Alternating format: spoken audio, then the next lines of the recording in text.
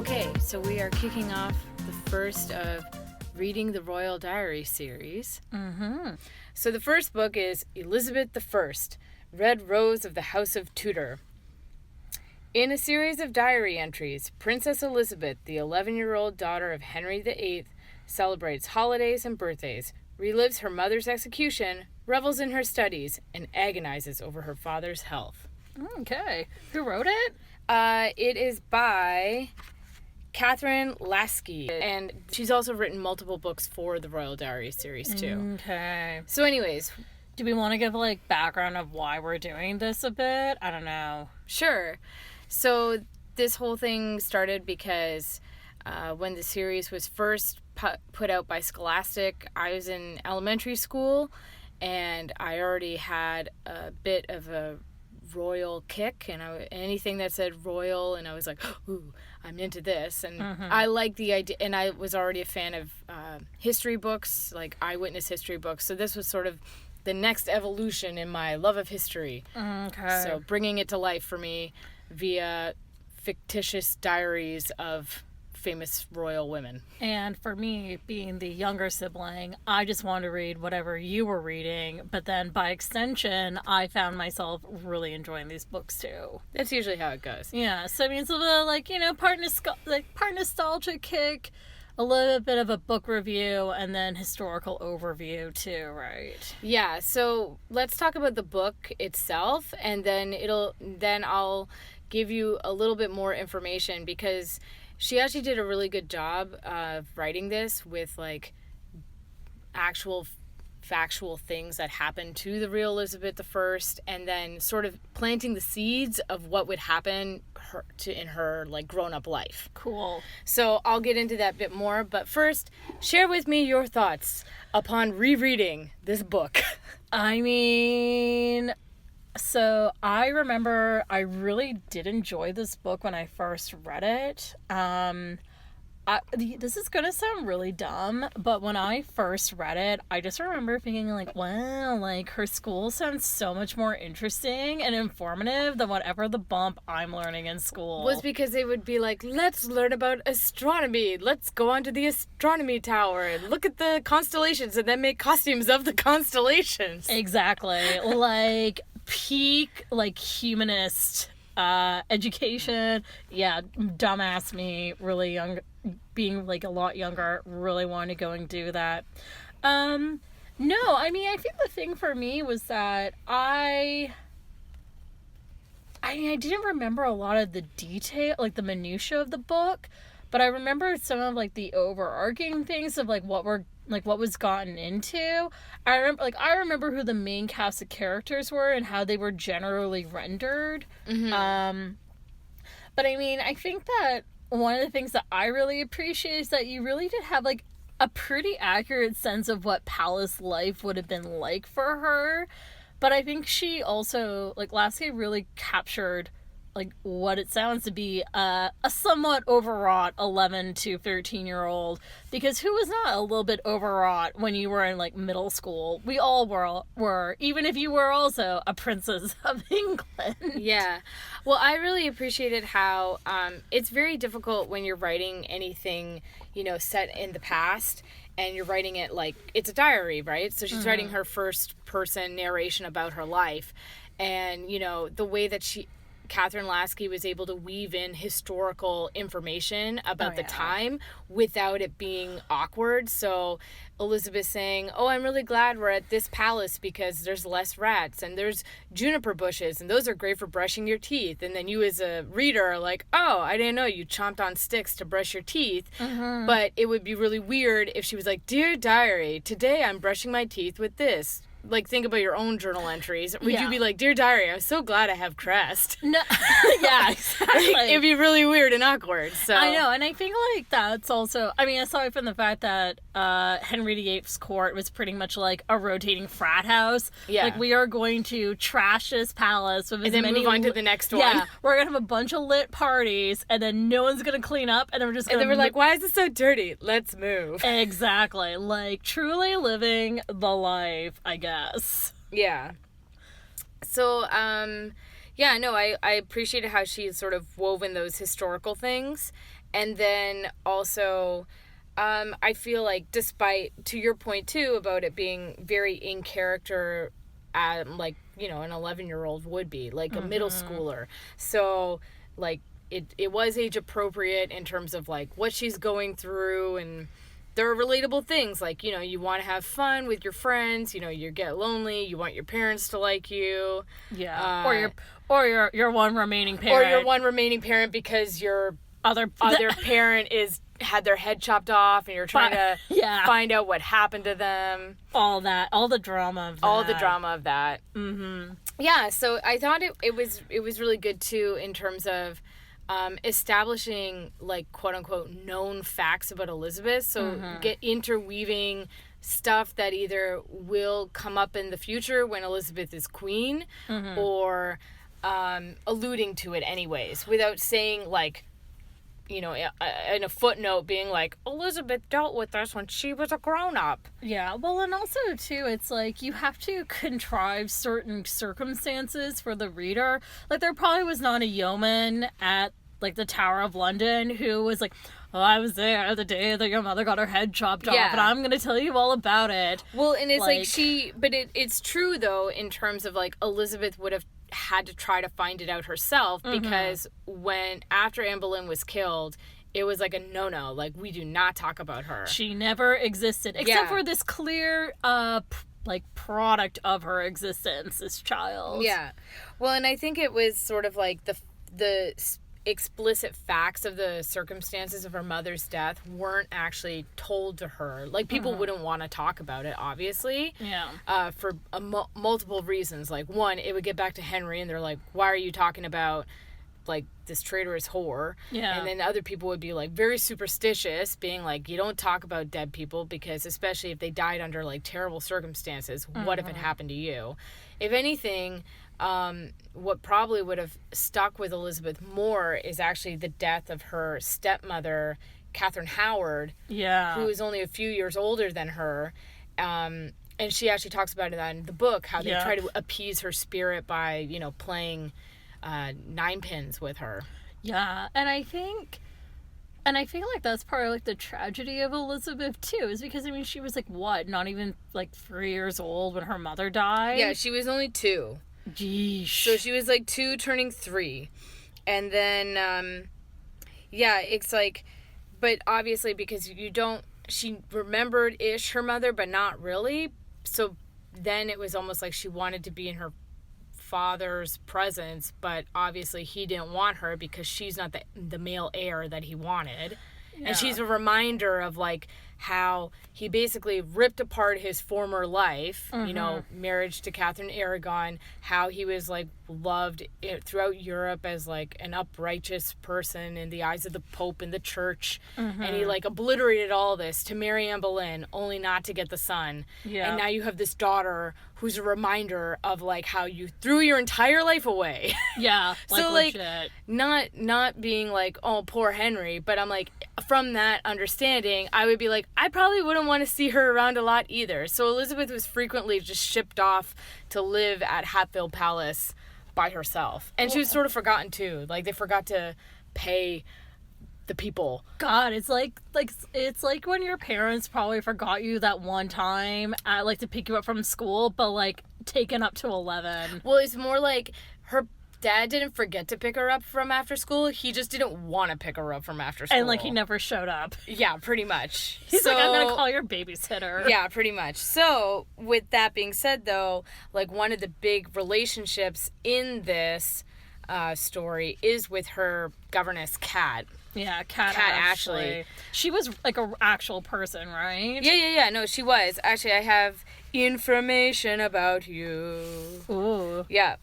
Did you know, and this is cool, her governess was actually was a relation of Anne Boleyn. Oh. Yes. And because of this, obviously she has, like, familial interest in Elizabeth. That makes a lot of sense why she was around for so long. It was, like, high-key, like hopefully anybody would be, like, high-key invested in the child they've been entrusted to. But she was more so because, like, she was a highly educated woman herself. And her so she actually was one of the main pushers for Elizabeth, like, becoming so educated. So that is one of those things that is highlighted in the book a lot, but we know is very true, which is that she always was, like, with Elizabeth, like, she had an aptitude for languages. So, and Kat Ashley taught Elizabeth astronomy, geography, history, mathematics, languages. Some of those languages included Latin, French, Spanish, Italian, Flemish. She knew some Greek and secretly learned Welsh, and she even knew a now defunct Cornish dialect. Holy Moses. Yeah. Elizabeth spent her time studying the history and the classics under renowned scholars, all of whom were charmed by the precocious princess. She used to like translating things for funsies. So oh that my God. And that's how you would learn the language. You would learn it by being like, I read this in Latin, I'm going to translate it to Greek, and now I'm going to translate it back into Latin. So doing double translation. So Elizabeth and her younger brother Edward would write their letters to each other in Latin. And and this is where, like, this is to Kat Ashley's tutelage, because to your point, she could have been very like, I'll just take the money and leave it at, oh, she knows needlepoint, she's fine. Mm-hmm. She was like, no, like, I'm not gonna waste like this brain that I have. And actually sources state Kat accustomed Elizabeth to elaborate code of politeness and subservience to her elders. Elizabeth herself praised Kat's early devotion to her studies by stating, Kat took great labor and pain in bringing of me up in honesty and learning. So, and Kat actually was also a protector of Elizabeth, not just in terms of like looking out for her in terms of like her education and stuff, but when it came to like the court intrigues and stuff, Kat was sort of her woman on the ground. Makes sense. Yeah, and obviously she was very, like I said, she's very protective of Elizabeth, and that comes out too in the book because Kat's like frantic about poisonings, you know. She's always like, you know, freaking out about poisonings and like it took us multiple hours to go and get installed here at Whitehall because Kat kept on checking and wiping everything down for poisoning. Yeah, and it is actually like grounded, like in terms of poisonings being like quote unquote a thing. Catherine Medici in France, a little later from this, like, there was that whole thing of her being accused of being a poisoner. Lucrezia Borgia, you know, does she have those secret vial powder rings kind of thing? Everybody was really into poisons. Yeah. Most of the time, it probably wasn't poison that was killing you. It was just the fact that things were very unhygienic and, like, germs were everywhere. Yeah, and you probably had, like, a shitty diet, too. Yeah, but, you know, you drank bad water, and then they're like, it's poison! But you're like, I just drank water. Yeah. But yeah, no, so Kat actually, was, like, stayed with Elizabeth through, like, out her childhood, young adulthood, and then when Elizabeth finally became queen, she was made First Lady of the Bedchamber, and her husband was appointed Master of the Jewel House, so very trusted positions. Okay. And she was very influential as a source of information for the queen and as means of asking favors. So if you wanted to talk to Elizabeth or like needed Elizabeth's attention on something, you went to Kat. And Kat would be like... She was like her point person. Pretty much. Like, so Elizabeth didn't have to deal with nonsense. You would go to Kat first and then... Like, I'm just imagining, like, how, I don't know who, like, Beyonce's personal assistant is, but it's like, you do not talk to Beyonce directly. You talk to the person who then talks to Beyonce for you. Yeah, pretty much. And she actually died in 1565, and it's sad because Elizabeth, she had been queen for a little while then, but, like, it wasn't like she stayed with her, like, you know, for a long period of time in her life. Sort of like in this sort of young, like, obviously from her childhood all the way to being like a young woman, but she became queen in 1558, so in 65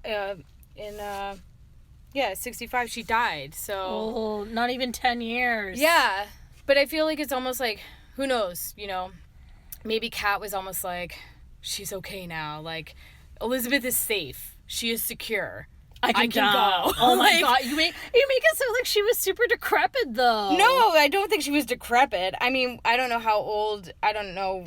Like, I didn't write down when Kat was born, but like, I feel like she was like She was obviously in her 20s when Elizabeth was in her, like, mid-teens. You know what? Just for historical accuracy's sake, I'm just gonna quickly go and Google Cat Ashley. Yeah. Because that's another thing, too, though. Like, some people's birthdays, like, nobody actually even knows when Anne Boleyn was born properly. Well, it's because, like, why would you... Yeah. Cat Ashley is a circa 1502. We don't even know exactly when she was born. Well, that's the whole point. It's because, number one, why would we need to know when a woman is born? True. And number two, like, that's their attitude back in the day. And then number two, you don't know who's going to become famous until after they're dead. Like, you know, Cat Ashley was like a genteel, like lower noble person. Yeah. She's not someone of note. It's not like she was, like, born like the future princess or something. Then you're like, I better know when she was born. Yeah, actually. Because, like, you don't know that certain people will be famous until way down the line. And then it's like retroactively trying to find out information about them. Nobody kept it because they weren't a big deal at the time. History's wild. Yeah. Okay, so let's go back to some other facts that were presented in this book and how they actually were historically accurate. Okay. So at 12, this is true. Okay. Elizabeth did manage to upset Henry, who banished her from his presence. Okay, like, quick question. Yeah. So, like, I went and I watched the first 2.5 seasons of The Tudors. Okay, I lied. I watched, like, the half of the first season of The Tudors. Fair enough. And I know a little bit about Henry VIII. Was it true that he actually did have, like, the super violent mood swings? Like, was he as bad as, like, pop culture depicts him? Like, what's the record? So, okay, so basically so there's, like, the two versions of Henry VIII, right? So there's, like, the one who's the lesser known Henry, but the Tudors tried to make him exist, which is Hot Henry. Yeah. And then there's, like, the Henry VIII that most everybody associates and knows, which is, like, fat, like, crazy tyrant dude. Wasn't he, like, only really, like, the fat, crazy tyrant dude? Not to go and imply that if you are fat, you are going to be a tyrant. But, No. you know, like, wasn't he only that for, like, the last decade or so of his life, really? Yeah, so basically, up until, this is where there's, like, a lot of, 1536, a lot of different events just sort of crash into each other. So up until this point, Henry is, like, a really tall, like, active, athletic, good-looking dude, and he's actually, like, really sociable, and he likes hearing about different ideas, and he likes people to, like, challenge him and debate with him. Like, one of the reasons why he actually liked Anne Boleyn is because, number one, when he pursued her, she was playing actually hard to get, but not in a, like, you know, a bad way, but she was playing it in a way where she was, like, genuinely like, no, you are a dick and ditch, and I'm not gonna throw away my entire life and reputation, which is all I have as a woman, just so you can be like, nailed her. So she would put him off and was like, no. He liked that about her, but he also liked the fact that she, like, was reading about, you know, the different books that were coming out regarding, like, Reformation and, like, how we should be viewing religion and what's the role of people when it comes to their own religious life, etc. And so he liked the rigor of debate and stuff. So he liked that about Anne Boleyn. So he would, obviously, if he was, like, a raging control freak tyrant person, he wouldn't be down for that, right? No. But what happens in 1536 is he has a major jousting accident. Okay. So what ends up happening is he has severe concussion. So they actually think for at one point, like, he's dead. Wow. Like, he's out for a few hours, like, gone. Holy. He burst a varicose ulcer in his left leg, which he had injured previously, but it healed quickly in 1527. But now it wasn't so lucky, and ulcers appeared on both legs, causing incredible pain, and the ulcers never fully healed. So he had constant severe infection as a result. So pretty much he had, like, the highest level of concussion you could have. Yeah. And he's probably had, like, other concussions too leading up to it. Oh, yeah. Like, because he would joust regularly and stuff like that. So just imagine in terms of, like, a football player and how what we know about concussion, or hockey players and concussion levels, and how that affects, like, their brains as they get older. So then also, twofold them, Because he was in so much pain, he couldn't do the physical activities he liked to do. He compensated for the pain by eating and drinking excessively. You know, a coping mechanism. Yeah, which alters your mood greatly. So his growing obesity and constant infections continued to concern Parliament. The jousting accident, which had prevented him from enjoying his favorite pastime, also prohibited from exercising. His final suit of armor in 1544.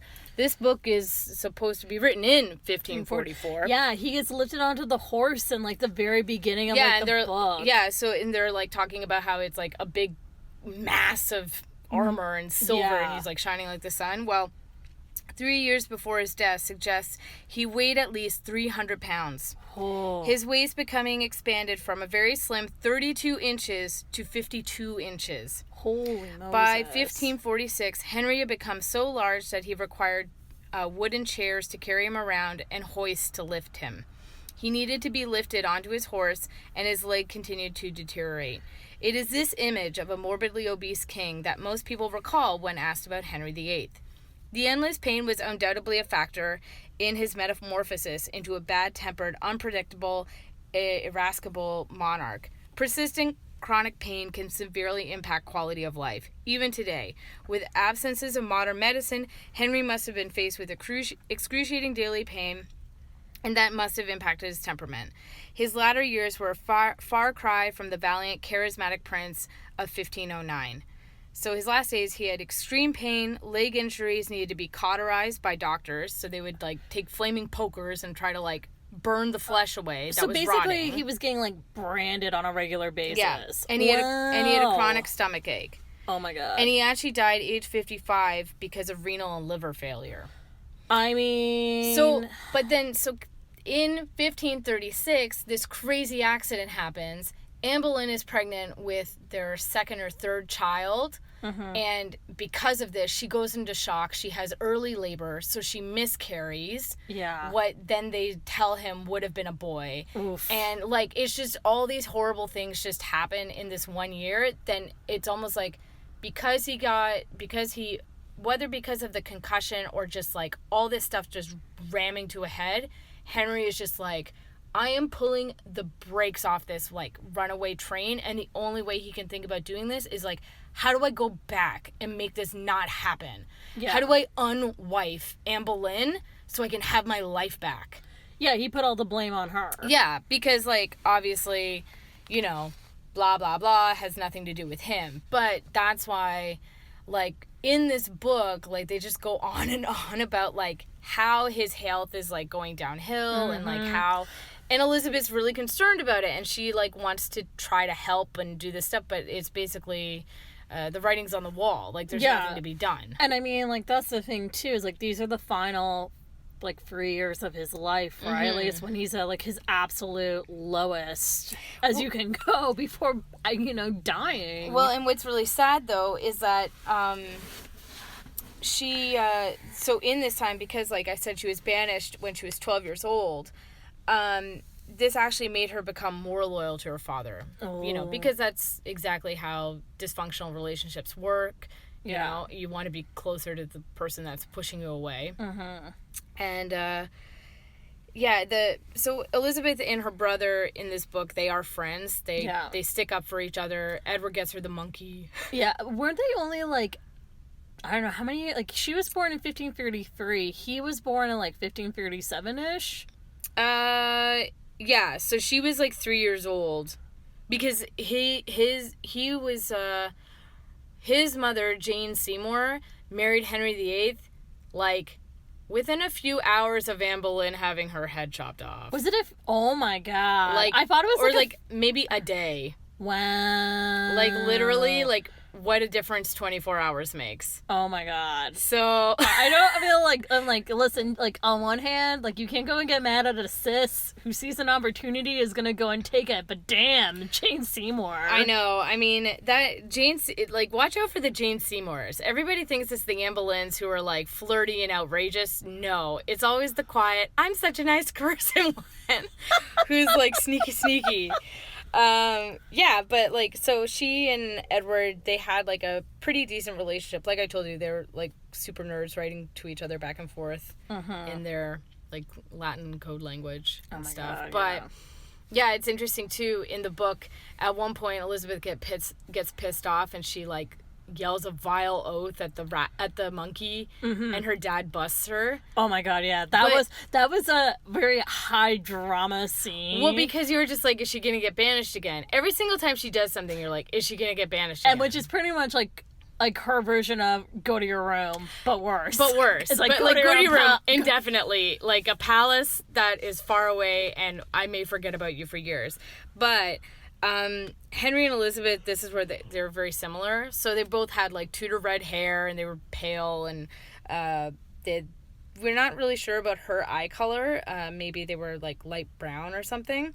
But she was infamous with her colorful language, a characteristic she was said to inherit from her father. So they both like to swear like sailors. Amazing. So basically, whenever I go and I drop a doozy, I can just go and say, "This one's for you, Lizzie." Yeah, pretty much. Oh yeah, no, she had a vile tongue. Amazing. As they like to say, an accursed tongue. Oh my god, amazing. Yeah, so it's interesting too. Like another thing that they talk about is about her love of like pageantry and showing off, you know, like all those flipping balls and all those like displays. Oh yeah, and the ones that are so scandalous too. Oh yeah, well they like to dress in their costumes and stuff, right? And so that was definitely a big component of when people think about like Elizabethan age and Elizabethan times. What do we immediately think about? We're like good old William Shakespeare. Yeah. But it's because she was always a major patron of the stage, and drama flourished under her support. Yeah. Initially, there was a certain amount of class conflict. Conflict arose over production of plays because puritanical Elizabethan middle class tried to shut down London theaters on the basis of their immorality.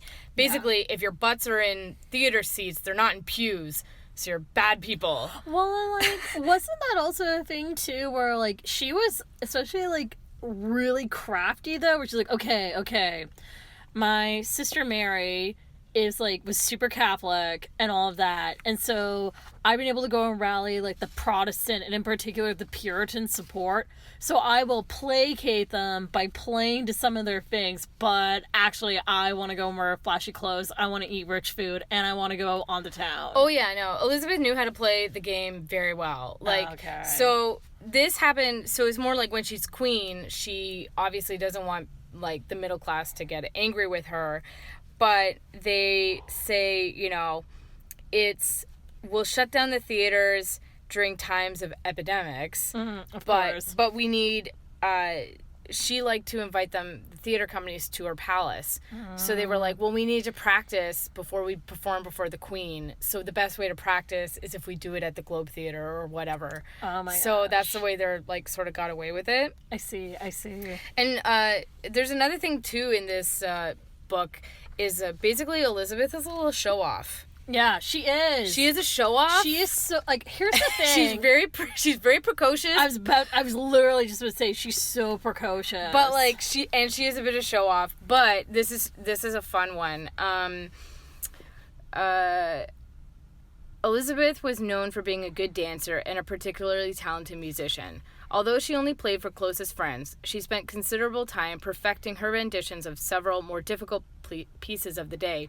Once her practicing was overheard by an envoy of Mary Queen of Scots, who, much to Elizabeth's pleasure, admitted that Mary Stuart, though good for a queen, was not nearly as good as Elizabeth was.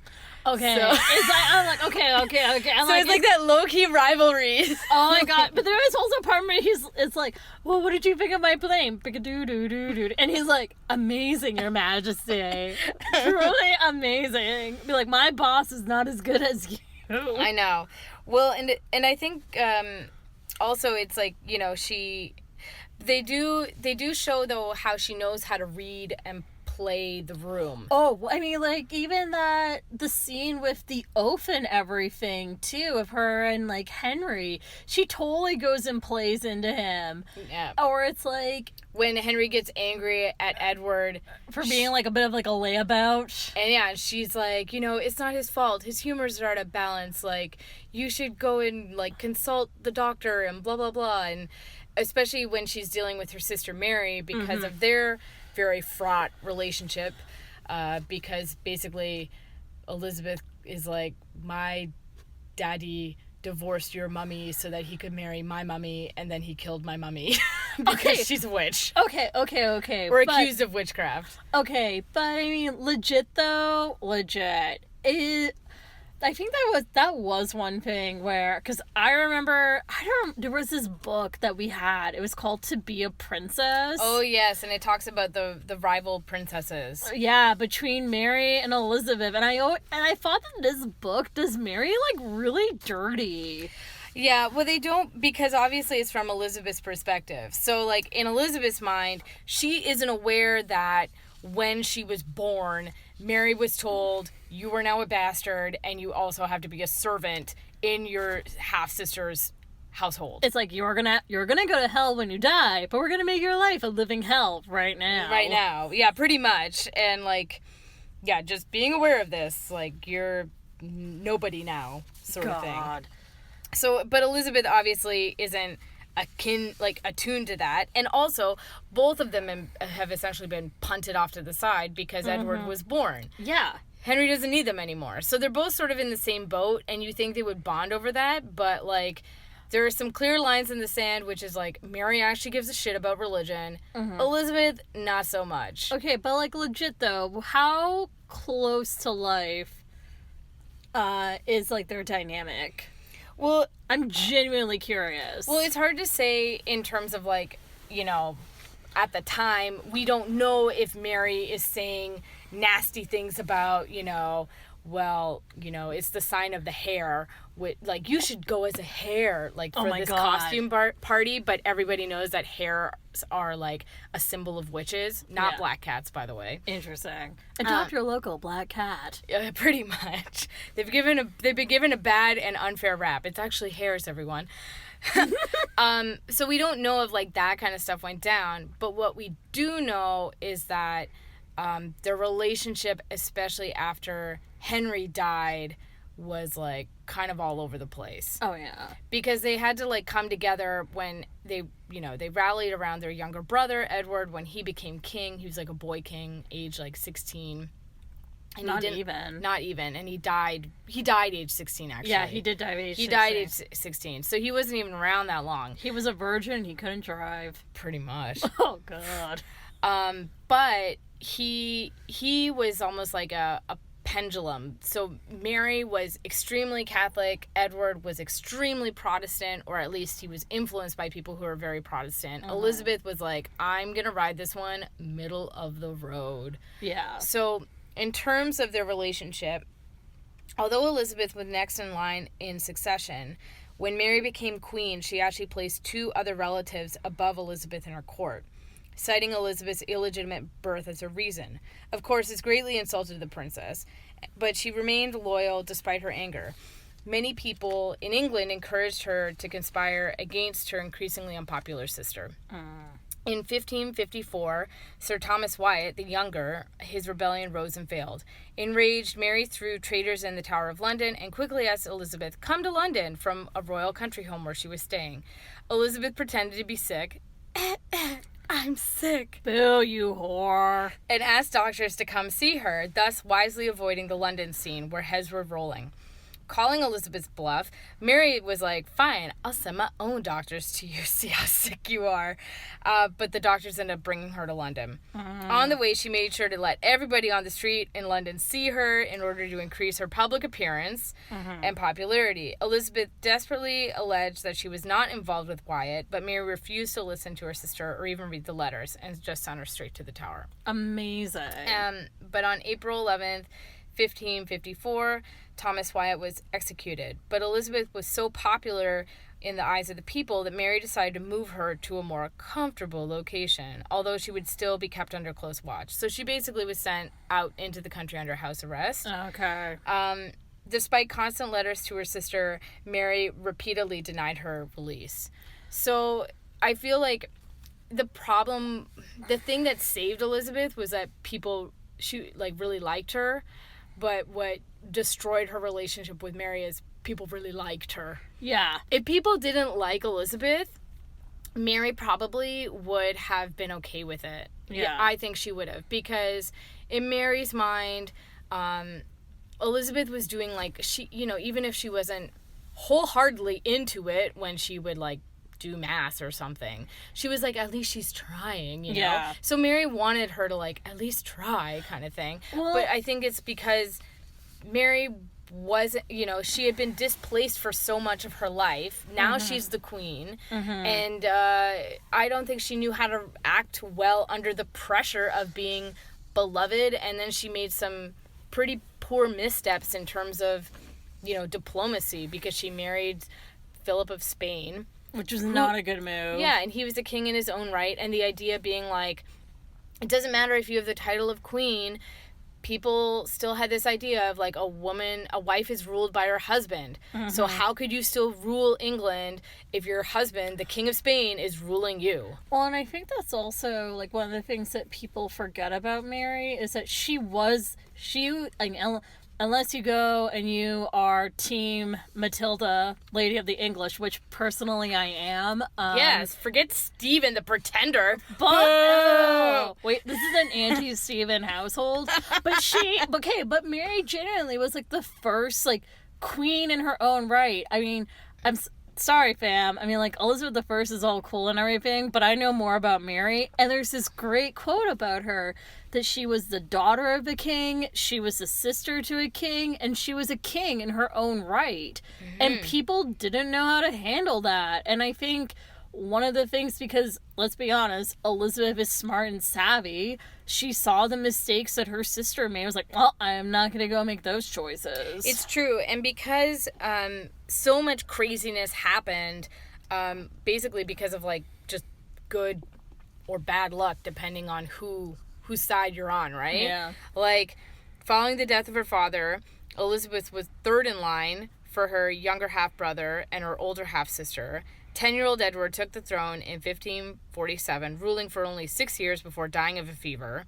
Just before his passing, Edward named his cousin, Lady Jane Grey, his successor, bumping Elizabeth down another spot. But Jane was only on the throne for 9 days. Mary succeeded, having Jane deposed, took over the crown for 5 years. Influenza took Mary in 1558. She had no children, and that's when Elizabeth became queen. So, like, a lot of what the heck kind of things had to happen in order for Elizabeth to take over, which is why in this book she's like, I'll never rule. Yeah, and I'll never be queen. But I'm like, that's a legit thing. She's not being modest. She's like, no, what are the chances? Well, and that's her, like, just, like, quickly jumping back to, like, Jane Grey. She was the granddaughter of, like, how they were cousins, right? Yeah, so Elizabeth and Jane were cousins in a really messed up, it's in a messed up way because of how young people were when they got married. Yeah. So it's like Jane was the granddaughter of one of Henry's siblings. What the? Oh, exactly. And there wasn't that much, like, age difference between them, but it's because of how when Elizabeth was born to when Jane was born to, We're now officially flipping into the back of the book where there's a fantastic family tree. And you can see Jane Grey is actually the daughter of Henry Grey and Frances Brandon. And Frances Brandon was the daughter of Mary Tudor and Charles Brandon, who is her second husband. So in the Tudors, she is the daughter of Henry Cavill. Oh my God, what a hot dad to have. Yeah. No. Yeah. Henry Cavill is her grandpa. Henry Cavill is her grandpa? Henry Cavill is her grandpa. Oh my God. Because Henry Cavill had Frances, this lady, and then Frances had Jane. Okay, 1 second. So Jane is born in 1537. Elizabeth was born in 1533. Quick question, how old was her grandmother when she was born? How old was Mary Tudor? Yeah, like, let's just go and, like... Well, Mary Tudor was born in... Well, she actually died in 1533. So, 4 years before she was born. But how old was she when she died? I don't know how old Mary Tudor was when she died. You want to do some quick math for me? Okay, so she was born in 1496. She would have been about 37 when she died. So if she had been alive when Jane had been born, she would have been like she would have been a grandma in her early 40s. What the fuck? Well, and that's the whole thing. Mary Tudor died the year Elizabeth was born. Yeah. And if Frances was born, we don't know when Frances was born. We just don't know when she died. See, because why would we care when a woman is born? Or these people are like, you know what? They're not going to be some two random women decades after this book talking about parsing out this family tree. I want to say, do you want to point out the indignity? Oh my god! In this family tree, the indignity in this illustration. Oh my god! So what they do for these books, like they have, of course, the crown on top of like the people who were rulers. Okay. So Elizabeth gets a crown, Edward VI gets a crown, freaking Jane Grey gets a crown, but Mary doesn't get a crown. That is pretty rude. Considering, I mean, despite, Mary having a pretty poor reputation, she was called Bloody Mary. Yeah, and a terrible moniker attached to her name. She was a queen, and to your point, daughter of a king, sister of a king, died a king. Yeah. Yeah. Exactly. And I think you're right. She doesn't get enough credit for being actually the first full-fledged ruling Queen of England in her own right. Well, because Matilda didn't actually get a chance to get coronated and, rule. Yeah. She was just sort of fighting for her right to rule the entire time. Yeah. Well, another thing, too, is that, I mean, I think it really does say a lot that we talk quite often about, obviously, whenever I agree, Henry VIII was not a good guy. It's he was a terrible husband and not a good father. I'm like, yeah, but he also, murdered a bunch of his citizens with impunity and waged countless wars. All his children did. So, why does only his oldest daughter get that moniker? Exactly. Well, obviously, because there's a lot of factors, because I'm you have the religious wars that are happening throughout this. And I'll get into the timeline once Elizabeth becomes queen, and you'll see how many times people try to kill her in the name of religion, that you would understand why if you're I don't understand why this is such a big deal. It's people are trying to kill me all the time because of it. Oh my god, yeah.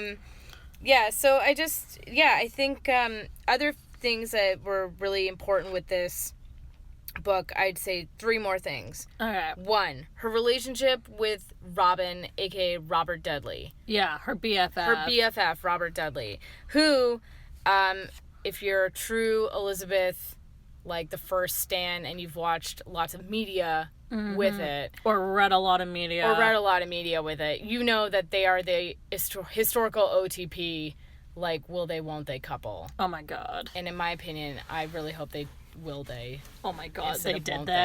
I don't know. God. Obviously, we don't know, but she's the close friend, and she was very emotionally attached to him. Mm-hmm. Although she loved him dearly, she was also prudent enough not to put him in a position of too much power. So she made him master of the horse, an easy decorative office that allowed her to keep him close. Yeah. So Elizabeth was very smart in relationships. And I think a lot of times we like to think about how her relationship with her mother and father, shifted her, perception of, marriage. Mm-hmm. But really, it was her 8 years old seeing Catherine Howard at age 17 being dragged away for treason and then having her head chopped off. Well, she was 21 when she got her head chopped off. Was she? I think she was 21. Okay. She was a teenager definitely when she married him. But they were only together for a short while. The point being, though, is that she saw a young woman who is only a few years older than her. More of a playmate than an actual mother, have this happen. And it's marriage will get you killed. Yeah, I think that'd be a little bit more traumatizing. Yeah, so... And essentially, Robert Dudley had endeared himself to the Queen by bailing her out of debt, actually, before she took the throne. Oh my gosh. Because Elizabeth had to pay for soldiers to rally to her and to her cause.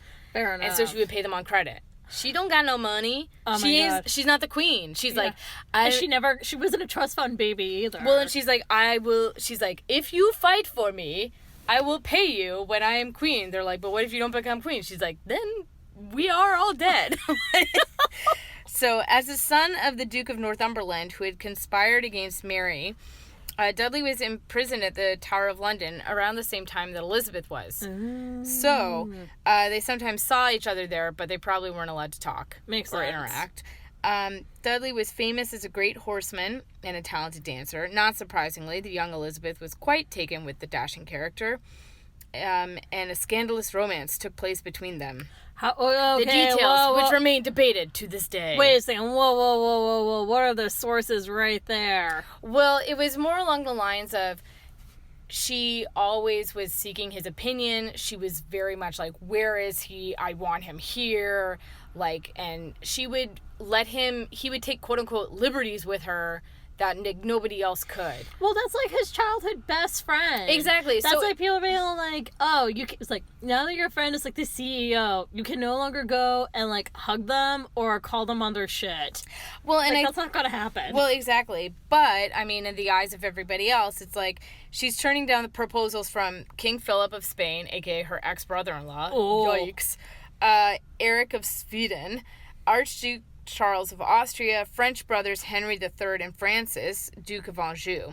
Throughout her life, Elizabeth's one true love remained of Robert Dudley, whose marriage to Amy Rothbart kept the two from achieving her long-desired union. Okay. The reason why this is put forward in terms of, like, this guy is actually much closer to her, actually ties into the other thing that is alluded to in this, which is one of the fake characters established. Yeah. Her name is Lady Dinsmore. Yeah. She's slut-shamed in this book. Yeah, she's like for having her tits out too much. Well, and also being like really pretty. It's not her fault that she's pretty, and that's her currency that she can use. Yeah, exactly. Until she's ruined by smallpox. And it's basically like her life is ruined. Like, she's destroyed. But this foreshadows because 29-year-old Queen Elizabeth was taken ill at Hampton Court, which was thought to be a bad cold. However, the cold developed into violent fever, and it became clear she actually had smallpox. Oh, shit. Just 7 days later, it was feared the Queen would die. Fortunately, she survived the disease and was not too badly scarred, although her friend, Lady Mary Sidney, who nursed Elizabeth through the illness, was terribly disfigured. She obviously used to, use wigs and application of white makeup, which actually had lead paint in it, yikers, to try to smooth out her complexion.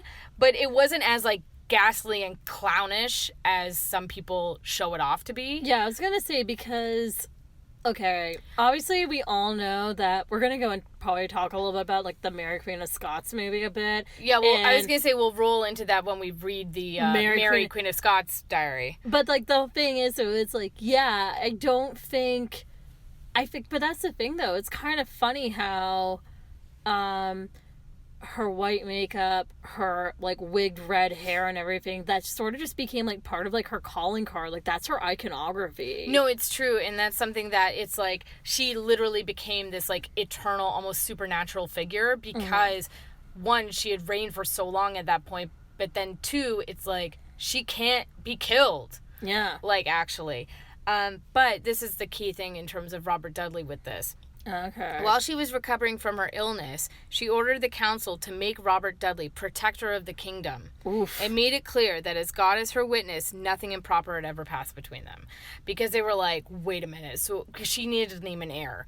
And they were like, what are you going to do? And she's like, it's going to be Dudley. Wow. She's like, it's going to be Dudley if I die. Holy like, fuck. He's in charge of the kingdom while I am trying to not die from smallpox. Okay. Oh my god. Okay. So when they're saying like their relationship, it was very close. I was like, yeah, he was her ride or die, but he was also married. But he had gotten married like in an alliance kind of match when he was very young. But that's what everybody did at a certain status. However, the problem is that Amy Rothbart died under mysterious circumstances while she was home alone, and she was, like, near stairs, and it was like, did she fall down these stairs? But was it a big enough fall? Did she actually have a tumor? Did she break her neck? But regardless, in 1560, Elizabeth resisted marrying her lifelong friend.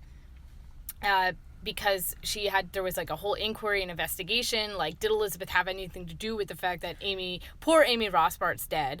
Yeah. And she was found cleared, but then even then, like, Robert's available and Elizabeth still doesn't go for it. Well, because it's just bad optics. If there's anybody who knows about optics, it's fucking Elizabeth. No, it's true. And then also, I truly do believe, like, the reason why she could keep Robert and let him be so close to her is because there was always that, but he's married. But as soon as he wasn't married, then it was like, yikes, how do I actually keep this going when I don't have that protective, like, bubble of, well, we can't do anything, right? Yeah, well, because that's one thing, too. It's like, even if it was we're not going to do anything, but it's for outside appearances, right? Mm-hmm. But anyways, 18 years later, he actually married Lettice Knollys. Okay. Who Elizabeth she was actually Elizabeth's second cousin. And she was sort of said to resemble a younger Elizabeth. Oh, yikes. Yikes. And Elizabeth was pissed, and she banished Robert and was like, get the hell out. And she was just like terrible to Lettice. And she was just like, you effing slut, you ruined my life. I just want to say two things. So, I mean, Lettice, first of all, doesn't deserve to go and have any more shit because she's named fucking Lettice. I know. But also, I'm like, Elizabeth, how the turntables? I know. She's like, I've like, being banished is absolutely terrible in this book. I know. And then it's like, when she's older, it's like, well, bitch, I'm not banishing. She's like, I like banishing. I'm really into it. Exactly. She would banish a lot of people. Oh, lordy. So, yeah, she would, like, you know, there are plenty of rumors about secret love affairs, mostly to high-profile men. Like, essentially, Elizabeth's like any sort of well-known celebrity person. You know, you go to coffee with someone to discuss something. Next thing you know, it's like, she's banging Sir Walter Raleigh. And she's like, I just wanted to talk about tobacco. Exactly. Yeah, so then, and I think it's more like... with her relationship with Robert, it also plays into this idea of, like, loneliness. You know, Elizabeth always talks about how lonely she is in this book and how she doesn't really have a companion.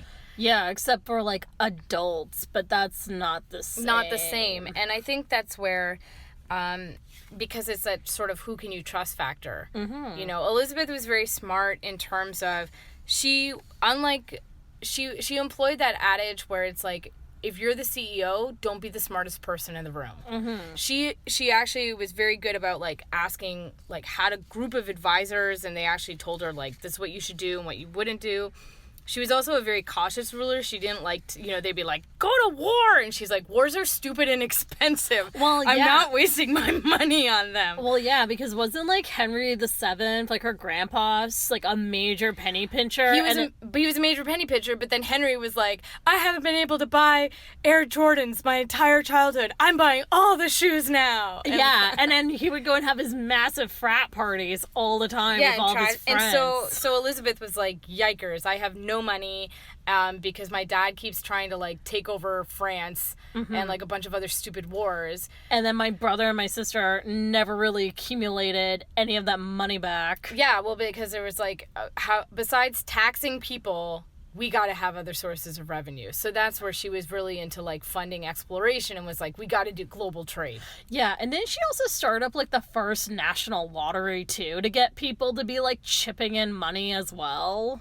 I'll have to double check that one because I feel like the national lottery, I know for a fact in France anyways, was invented by Giacomo Casanova. Oh my God, really? Yeah, because they were like, we need money to be rich. And he's like, he's like, people will love to play at a game to potentially become rich. Yeah. And he's like, peace out, France. He's like, you're welcome. Oh my God, amazing.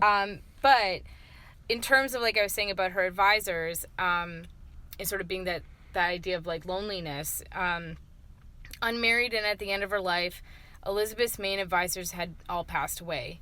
In the 1890s, she was in her 60s. The result was a changing of the guard. Elizabeth now had much younger, less experienced advisors. As she was old, some people in the court thought she was becoming frail and senile and tried taking advantage of her. The best example of this was Essex. Ooh, I know about this bitch. This bitch is actually Lettice's son from her first marriage. Oh my God. And so is this like, I'm gonna go and take out revenge for my mom? Or who knows? Because they had a very interesting and, like, fraught relationship, because I think he's in his 20s and she's in her 60s, but he was, like, actually, like, into her in terms of, like, he was very, like, it's hard to know. It's like, was it just about flattery, or was it really, like, he was in awe of the fact of, like, she is this powerful woman? See, I just know him because of the Virgin Queen miniseries, and he was bless that miniseries. And he was played by Hans Matheson, who, by the way, should have a much better career than he has. I know, he plays hot crazy so well. I know, right? He plays the villain like nobody else's business. But anyways, he thought he could get away with anything with the Queen because she was like, oh, so indulgent of him, such as disobeying orders, and once he even turned his back on her in court, a big no-no. But she's promptly smacked him hard in the back of the head. Amazing. However, her actions proved that although old, she had not lost wits. Essex, in fact, despite it being somewhat of a talented military leader, ignored prudent warnings from Francis Bacon and completely miscalculated how shrewd elderly Elizabeth was. He tried to, like, take over at one point by being like, you're too old and stuff. And she was like, the fuck I am. And then she actually, it's really sad, he was one of her last favorites, and she actually had to execute him for treason. Elizabeth had to do kind of like really harsh and hard stuff, and you know, her hand was kind of, it's hard to say, it's like, was her hand pushed, or did she like to do this kind of stuff? Yeah, right. But it's like, you know, for example, one of the first things she did early on in her reign was doing the acts of supremacy and uniformity. The two acts ratified together meant to settle religious conflicts. The act of supremacy made Elizabeth supreme governor of the church, the authority to make absolute decisions affecting religious practices, and the act of uniformity restored, with some amendments, the Protestant prayer book that Mary had banned.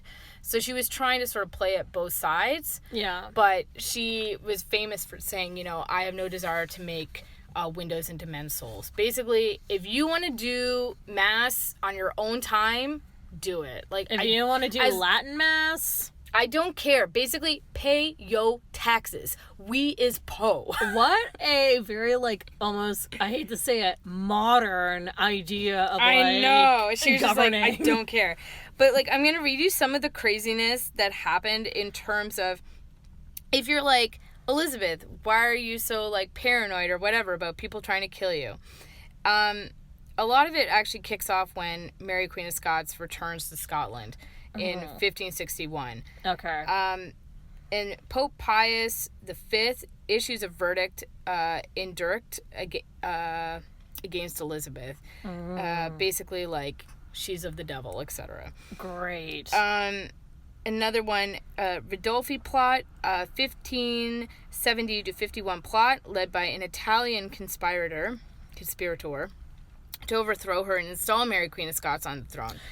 This keeps happening again and again, because as soon as Mary is in Scotland, then Elizabeth actually imprisons her after 7 years. She like puts her under house arrest in 1568. Yeah, when Mary, like, basically, she has to go and abdicate, right?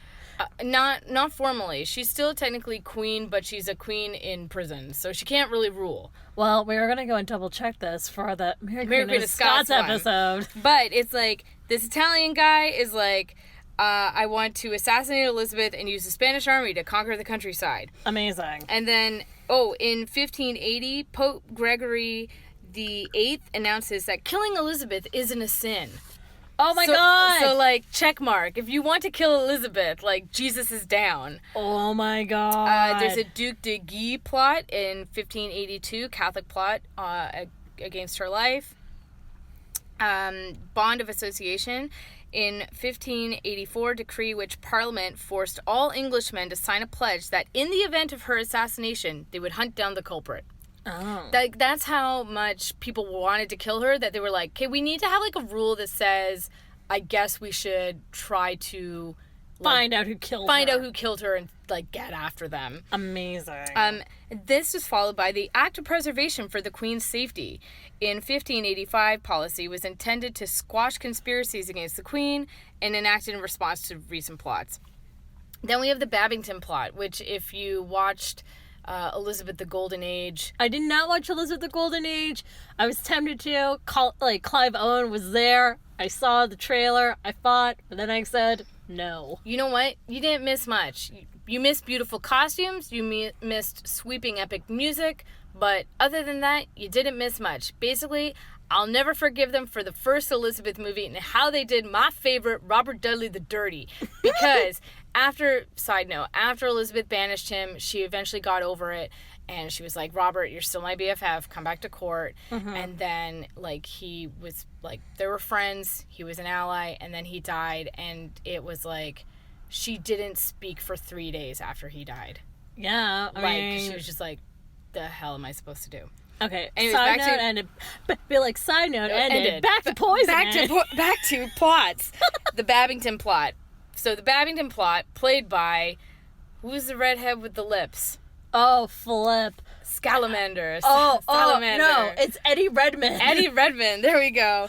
Eddie Redmayne tried to kill... How could I not remember Eddie Redmayne? Oh my gosh, this is also like a Tessa the D'Urberville's background, Angel Clare, and the other guy played by Hans Matheson. Oh my god, worlds colliding. I know. So, Eddie Redmayne tries to kill Elizabeth in 1586.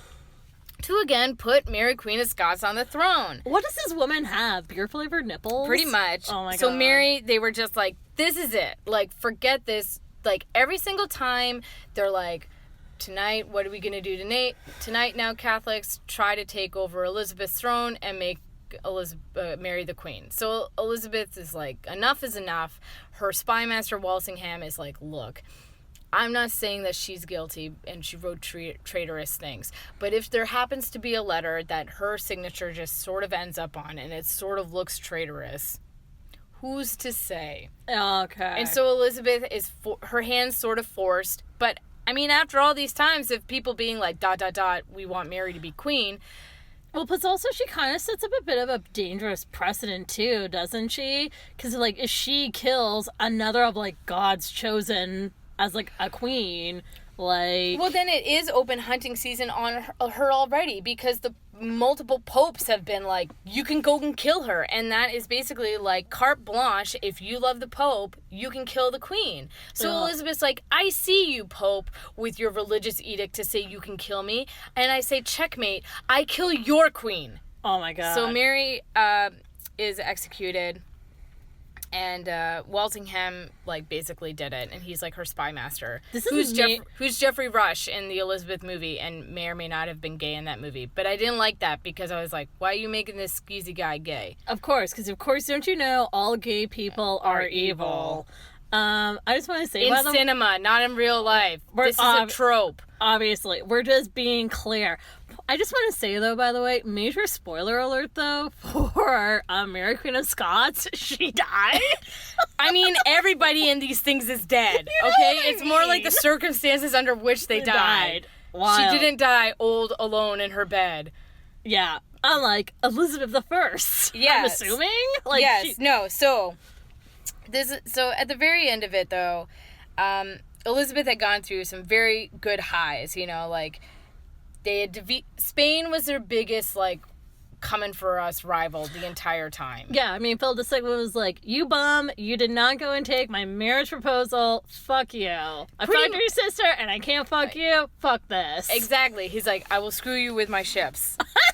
And then, obviously, like, the quote-unquote Protestant wind comes and, like, destroys the Spanish Armada, so they're left with, like, an obliterated fleet, and Elizabeth's people are able to, like, get in there with their tiny little ships and pick them off really easily. And this was in 1587.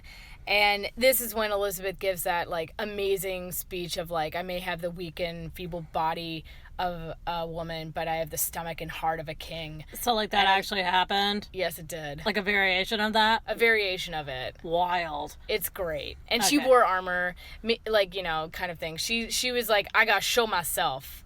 Amazing. To be there for my peeps. Amazing. But then during the end of her life, the economy went downhill. Many years of prosperity led to rapid inflation, and Elizabeth, although always stingy and thrifty, nevertheless started losing money as her royal funds ran low. She was forced to sell some property, and Parliament had to appropriate new funds. Yet through it all, Elizabeth continued to worry about the welfare of her people and maintained a profound sense of duty. When several of the monopolies she had earlier granted had been abused, she responded by revoking them in the interest of people. So if someone were to be like, I discovered this tobacco. I should like to sell only the tobacco from me. And she's like, granted, I like you. She was like, no more of that. Yes, share the wealth. Yeah, it's not going to be don't be a giant conglomerate. Pretty much. And she continued to reign with the people of England as her first consideration. Addressing the people, the elderly queen said, though God has raised me high, she considered her greatest happiness and glory was to have to reign in your loves. Oh. So, like, the original OG Queen of Hearts. Oh, my God. The crucial question persisted. Who would succeed Elizabeth? Yeah, because she never got married. She did not have any issue. I mean, she had issues. But not that type of issue. Side note, I love how historically we call children issues. I mean, legit though. Way to call it out. Exactly. I'm just saying, I always love that. It's like, he had issue. I was like, yeah, he had this horrible child. Anyways, so knowing she didn't have long to live, she had contracted a bad cold in March of 1603. She signed a document the day before she died, making King James I of Scotland the rightful heir, even though he was the son of her nemesis, Mary Queen of Scots. Makes sense. I mean, they were also related too, right? Yeah. Elizabeth would not sacrifice the well-being of her country for the sake of personal grudges. Although the Stuarts would rule in a way to create instability for England, Elizabeth's action made sure there was like a peaceful succession. Her duty complete, Elizabeth died at Richmond Palace in London on March 24th, 1603. She was actually standing for multiple days, I think, at least a day. And because she was scared that if she moved, she's like, I'm not getting up. Ooh. So they put pillows all around her. And then finally she just sort of listed to the side and died. Was done. Amazing. So yeah, I think in terms of the historical real Elizabeth from facts and like the quote unquote historical fictional Elizabeth, there is a lot of good overlap. I mean, yeah. I think that's the thing too, though. It's like she was somebody who she was supposed to be a boy. She was supposed to be everything, and then she wasn't, and then she was nothing. There were no expectations of her, and then look, she became like the golden age of England. Well, I think that is the sort of the remarkable thing about her. To your point about like nothing is expected of her. But just because nothing was expected of her didn't mean that she was like, well, this is my excuse to underachieve. No. You know, she's like, I'm going to learn languages. I'm going to learn diplomacy. I'm going to recognize who are the smart people I can surround myself with who will help me do a good job. Yeah. Instead of, unlike her dad, who he just had his drinking buddies be his friends. Yeah. And then he had people who, you know, they were very yes men. When he was like, I would like to, you know, destroy the Catholic Church so I can marry my new girlfriend, they were like, yes, sir, let's make it happen. And then the people who are like, it's like Thomas More. Maybe we should think about this. He was like, choppa choppa. Exactly. I mean, yeah. I think the thing too, like, okay, sorry for like I know like we got to her death, but someone who we didn't talk about that I kind of wish we had talked about a bit, or like, you know what? No, we can talk about her right now. Yeah. Catherine Parr. Oh yeah. Catherine. I mean, it's a major plot point in this book, actually. Well, because the only thing that I read, like, here's the thing, fam. Like, I can recall quite a bit about, like, the Tudors, but I don't remember all the details. But one thing that I do remember reading was that, like, Elizabeth, when she died, she had, like, this ring that when you popped it open, it had a portrait in it. Mm-hmm. And a lot of people are like, oh my god, that must be, like, a portrait of her mom. But one of the things, so it's like now some historians are like, yo, but the portrait also had, like, red hair, and Anne Boleyn had black hair. The only of Elizabeth's stepmoms or women in her life who had red hair, aside from her sister Mary, was Catherine Parr. Yeah. No, and it's true. And actually, what's an actual historical thing that does happen in this book is, in true Henry VIII fashion, he was getting tired of Catherine Parr, and he didn't like how she was getting too opinionated. Of course, because how dare a woman be educated and have opinions? You know, because he was really into that before, but not anymore. So he actually was going to have her killed. Of course. Like some trumped up thing of treason.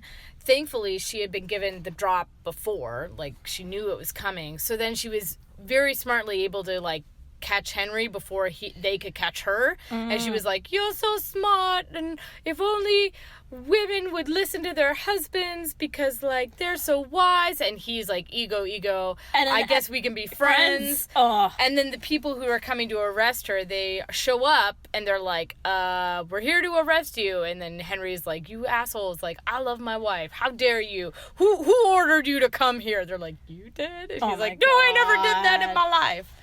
So, but because of that, like, Elizabeth would have known that this had happened. And so just in terms of that ability to, survivalist, Read the room. Read the room. Know what you have to say. Like, well, yeah. And I mean, that's what served her well her entire life. Yeah. And Catherine Parr, this was her second marriage. I did know that. She did get married again after Henry VIII. She actually married Edward's uncle, Thomas Seymour, who was kind of a dirtbag because didn't he like child molest Elizabeth? It's debatable. I mean, it's debatable in terms of like, so Elizabeth moved in with her stepmother Catherine Parr and her new husband Thomas Seymour, and then Thomas Seymour would like do playful romps and like, oops, I happened to come into your bedroom while you may be changing. And, like, yeah, he's, like, the worst kind of skis. And, like, he, like, playfully would spank the princess. But it's, like, she's 14, like, 14, 15. You don't playfully spank, be like, a teenager kind of thing. Well, especially one in a marriageable age. Exactly. And Thomas isn't an idiot. He's like, I'm marrying the former queen. What's the next step up of a former queen? A princess. Yeah. I like, honestly, that's so gross. And then at one point, actually, drawing back to Kat Ashley, she, like, caught this happening and she told Catherine Parr about it and, like, was like, we gotta look out for her. And essentially, Elizabeth was, like, lectured about, like, protecting your reputation, but, like, gossip spread. And the flirtation emerged with his other political maneuvers. And then in 1549, Kat Ashley was actually arrested and taken to the Tower. Of course. For possible involvement in his actions. She told her story and was found to have done nothing treasonous and was released 13 days before Seymour was executed. Despite detailed questioning, Catherine did not implicate Elizabeth in Seymour's schemes.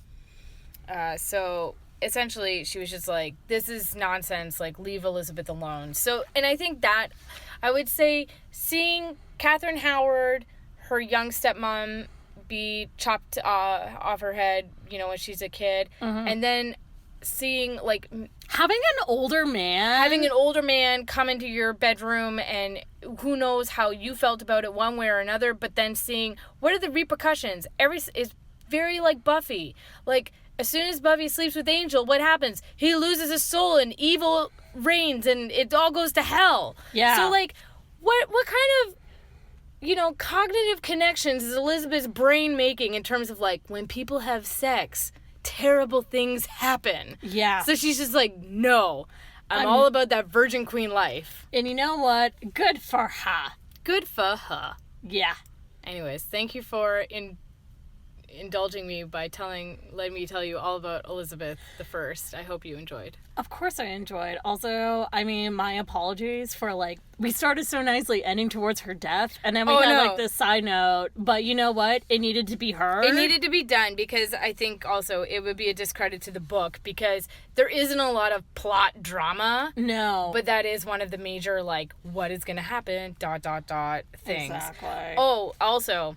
In this book, they talk about Mary dyeing her hair a lot. Like, Mary changing her hair color a lot. The final point, did Mary actually dye her hair? Well, I think with the whole dyeing her hair thing is that Mary's mother, Catherine of Aragon, was a redhead too. which was like a strawberry blonde. A misnomer every time they're like the Spanish princess is that they make her a brunette. But she's not. She's not. She's actually she had strawberry blonde hair and blue eyes, didn't she? Yeah, and that's why and Henry was the same. So logically, Mary would have had like sort of fair-ish complexion as well and like lighter hair. But it's possible that as she was getting older, you know, it's just like through puberty or whatever, your hair changes color and it like goes away. So I was like, okay, looking up hair dyeing in Elizabethan times. I'm like, where's this at, kind of thing. Yeah. And I was like, true facts, yay or nay. And I do know that fair hair was more desirable. Makes sense. Obviously, because it's more rare. Like, it's harder to get. So you would have dyed your hair, probably, to try to make it lighter. So you would use saffron, cumin seed, psyllium, and oil. And that's how you would dye your hair yellow. And wigs were also commonly used. So Queen Elizabeth had a variety of wigs and hair pieces, numbering potentially over 80. Wow. So in terms of true facts, did Mary the First dye her hair? Yes or no? I would say she probably did, just like, you know, for purposes of having like a more ideal beauty type. But yeah, it is neither confirmed Nor whatever. We don't have like Mary Tudor's like hair care book or something kicking around. That'd be a really fun book to read. Yeah, I know. Well, that book along with like any other doctor books, because 90% of their books were like, you know, their medical journals would just be like, dear diary, today the king had a good looking poop. Like, this is what it looks like. I think he's happy. Oh like, my god. Be like, they had a wild like party last oh my goodness. night. Like, ugh. The Tudor diet, like, just... The Tudor lifestyle. Tudor lifestyle, like, oh man. Thank God we are not around at this point. I know, and I was going to say, if you want a taste of what that potentially could look like, highly recommend Supersizers. Go Elizabethan. Elizabethan. It's a wild ride. Anyways, hope you had a good time. I think I definitely had a good time. I had a good time. I always have a good time talking about, like, kick-ass ladies, so... Yeah, me too. All right. Well, until the next one, I'm excited to hear from you. Of course, Cleopatra. Yes, give me that Queen of the Nile. Amen. All right.